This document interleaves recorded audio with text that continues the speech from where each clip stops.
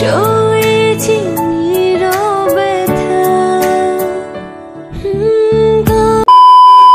নমস্কার বন্ধুরা, welcome back to my channel Joyitasagar again. তো আজকে একদম এখন বাজে, আমি 3টার সময় এসেছি, এখন বাজে প্রায় 3:30 বার হয়েছে। তো ভোর থেকে তোমাদের সবাইকে আমার একটা ভিডিওতে ওয়েলকাম জানাচ্ছি। তো আজকে সকাল থেকেই মানে ভোর থেকে ব্লগটা স্টার্ট করছি। তোমরা তো দেখতেই পাচ্ছ আমি রেডি সেডি হচ্ছি। তো এখন যাব, যেহেতু আজকে তৃতীয় সোমবার, শ্রাবণ মাসের আজকে তৃতীয় সোমবার, তো যাব জল ঢালতে। তো চলো ভিডিওটা দেখতে থাকো। বড়দের প্রণাম জানি এবং ছোটদের অনেকটা ভালোবাসা জানি আজকে ভিডিওটা স্টার্ট করলাম। ভিডিওটা দেখতে থাকো, কি করি না করি, কোথায় যাব না যাব, আর এত ভোরে কিভাবে যাব, হেঁটে না টোটোতে, সবকিছু দেখতে পারবে। জুতো খুলি চলো। সো বন্ধুরা, এখন বাজে 4টা পার হয়ে গেছে। তো আমি রেডি, এই যে দেখো ফাইনাল লুক আমার।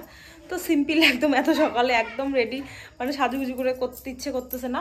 আর আমরা প্রায় এখান থেকে 15 জনের মতন যাব। তো 2টা টোটো বলা হয়েছে, এখন বাচ্চা কাচ্চা আছে 3-4টা মতন বাচ্চা কাচ্চা আছে। তো যাব 15 জনের মতন। এখনও তো বাইরে অন্ধকার, টোটো তো ফোন করেছে, টোটো এখনই আসবে। তো চলো বাইরে যাই, কি দেখাবো যখন একটু আলো ফুটবে তখন দেখাবো। আর আমরা হয়তো বা এই মানে সকাল হতে হতে মানে যখন দেখা যেতে যেতে আমরা মনে হয় ওখানে পৌঁছে যাব। তো চলো। আর এই যে আমার সবুজ চুড়ি, কারণ আমার হাতগুলোতে প্রচণ্ড অ্যালার্জির মতন উঠেছিল বলে কিন্তু আমি চুড়ি কিচ্ছু পরে থাকতে পারি না। তো সোমবার করে পরি আর কি। আজকে তোমাদের সঙ্গে খুব সুন্দর একটা কিন্তু ব্লগ শেয়ার করব। তো তোমরা কিন্তু ব্লগটা অবশ্যই কন্টিনিউ দেখবে। এত সুন্দর একটা ব্লগ, সত্যি কথা বলতে একদম সফট। তো দেখো আমরা কিন্তু বেরিয়ে পড়েছি, আর বললাম না একদম ভোর টাইম। দেখো ভালো করে কিন্তু দেখাও যাচ্ছে না। তো আমরা 2টা টোটো নিয়েছি, যেহেতু আমার বাবার বাড়ির পরিবারে তো অনেক লোক তোমরা জানোই, তবু অনেকে আসেনি। আর এই টোটোতে ওরকম 7 জন, আর একটা টোটোতে 8 জন। তো এরকম নিয়ে দেখো যাচ্ছি। আর আমরা এটা এসেছি, এটা কিন্তু সিডমহল। হ্যাঁ, এটা হচ্ছে সিডমহল। আর এই মন্দিরটা আগের অনেক পুরনো ছিল, কিন্তু 2-3 বছর থেকে খুবই মানে জাগ্রত আর কি। আর সবাই এখানে আসে। আর এখানে কিন্তু আমরা প্রি ওয়েডিংয়ের সময় এসেছি।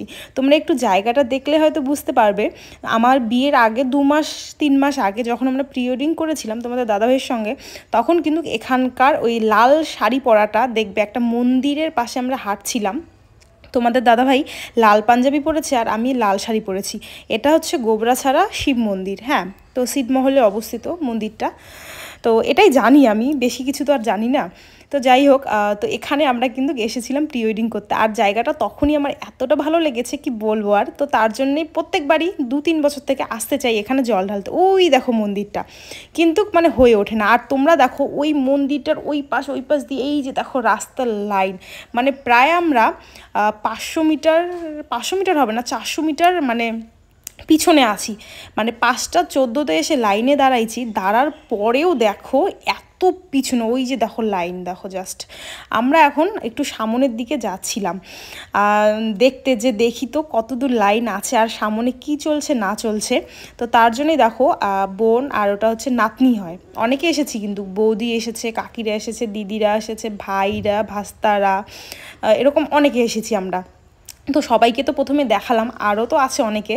তো যাই হোক, আমরা গল্প করতে করতে সামনের দিকে আগাচ্ছিলাম। আর আমার সত্যি কথা বলতে আজকে অনেক সাবস্ক্রাইবারের সাথে দেখা হয়েছে, মানে কি বলবো, আর অনেকজনের সাথে দেখা হয়েছে। তো জানি না সবার সঙ্গে ভালো করে কথা বলতে মানে পারছি কি পারিনি, কারণ এত ভিড় আর এত গরম আজকে। তাও সকালটা 8টা অবধি তো ভালোই ছিল। তো 8টার পরের থেকে কিন্তু মোটামুটিভাবে ভালোই গরম পড়েছিল। তো যাই হোক, এই যে দেখো আমরা সামনের দিকে এসে পড়েছি। আর এই যে মানে অনেকক্ষণ কিন্তু হাঁটার পরে এই যে দেখো সামনের দিকে আসলাম। আর ভিড় দেখো, জাস্ট ভিড়। তো এই ভিড় পার হয়ে ওই যে দেখো মাথার মধ্যে মন্দিরটা দেখা যাচ্ছে। আর মন্দিরটা না খুবই ছোট, ভিতরে শুধু 4-5 জন করে ঢুকাচ্ছে। আর যেটা ঢোকার রাস্তা সেটাই বের হওয়ার রাস্তা, তার জন্যে আরও অনেকটা টাইম লেগে যাচ্ছে। আর এখানে দেখো, যেহেতু মন্দিরের চারপাশে 3বার বা 5বার পরিক্রম করা যাবে না, তার জন্যে কিন্তু ওরা খুব সুন্দরভাবে ওখানেই 3বার মানে পা ঘুরিয়ে মন্দিরের ভিতরে প্রবেশ করার ব্যবস্থা করেছে। সত্যি কথা বলতে খুবই ভালো মানে লাগছিল আমার তখন। আর এখন আমরা সেটা দেখার পরে যাচ্ছি আমাদের জায়গায়। তো আমাদের জায়গা তো অনেকটা দূরে, কি বলবো আর। আর আমি দেখছি আর ভাবছিলাম যে এই লাইন, সত্যি কথা বলতে এত বড় হয়েছি আমি কিন্তু এই লাইন এরকমভাবে ঠেলে কোনো দিনও শিবের মাথায় জল ঢালিনি। প্রত্যেক বাড়ি কিন্তু আমি যেহেতু কোনো বারে 5টা সোমবার 4টা সোমবার করে পড়ে, তো 2-3টা সোমবার তো মিনিমাম আমি জল ঢেলেছি। তো এবারের মতন এত বড় লাইন ঠেলে সত্যি কথা বলতে কোনো দিনও মানে জল ঢালিনি, এবারে ফার্স্ট টাইম। তো দেখো আমরা কিন্তু আমাদের আর কি জায়গায় চলেও এসেছি। আর আমার মানে ভিডিওটা যে কিভাবে করেছে, কে যে ধরেছে, বোনটা ধরেছে না ভাস্তিটা ধরেছে আমার জানা নেই, তো ভিডিওটা এমন হয়ে গেছে। তো যাই হোক দেখো, তারপরে বললাম না অনেক সাবস্ক্রাইবারের সাথে দেখা হয়েছে। তো দেখো এই যে দেখা হলো একজনের সাথে, একজন না এর আগেও 4-5 জনের সাথে ছবি উঠেছি, প্রায় 30 জন 35 জন যে হবে তাদের সাথে আমি ছবি উঠেছি। আর তোমরা বলেছো দিদিভাই এই ব্লাউজটা, যেটা ব্লাউজ আমি পরে আছি সেটা ব্লাউজ মানে শর্ট ভিডিও তো আমি আগে দিয়েছি, তো বলেছে ব্লাউজটা কি অনলাইন থেকে কেনা? না গো, এটা অনলাইন থেকে কেনা না, এটা একটা দোকান থেকে কেনা, 200 টাকা নিয়েছে। আর এর আগের দিন যে আমি মানে চুড়িদারটা পরে, 3 পিস আর কি, চুড়িদারটা পরে দিনহাটে গিয়েছিলাম আমার দিদি আর কাকির সাথে। তো তোমরা অনেকেই বলেছো, যেহেতু শর্ট ভিডিও ব্লগ ভিডিও দেখেছো, অনেকেই বলেছো যে দিদিভাই চুড়িদারটা কোথা থেকে নিয়েছো। তো সেই চুড়িদারটা আমি কিন্তু দিনহাটা থেকে নিয়েছে হচ্ছে 600 টাকা দাম নিয়েছে। প্রথমে ভেবেছিলাম ভালো লাগবে না, তারপরে সবাই বলছিল যে ভালো লাগছিল। তারপর দেখো তোমাদের দাদাভাইকে একটু ভিডিও কল করলাম, ও একটু মানে সুযোগ পেলো আমাকে দেখার। তো মন্দিরে তো ভিতরে তো ফোন তো নিয়ে যাওয়া যাবে না, আর সেকেন্ড মানে 30 সেকেন্ড ভিতরে মানে দাঁড়া করায়, তো তখন কিভাবে ওকে দেখাবো বলো যে মন্দিরটা। তার জন্যই ওকে বললাম যে তুমি একটু ফাঁকা পেলে আমাকে ফোনটা করো। তো দেখো ও ভিডিও কল করেছিল, এখানে একটা আর কি বোন মানে আমার সাথে দেখা করার জন্য আসলো। আর এই যে দেখো ফটো উঠছিলাম আর তোমাদের দাদাভাই দেখছিল।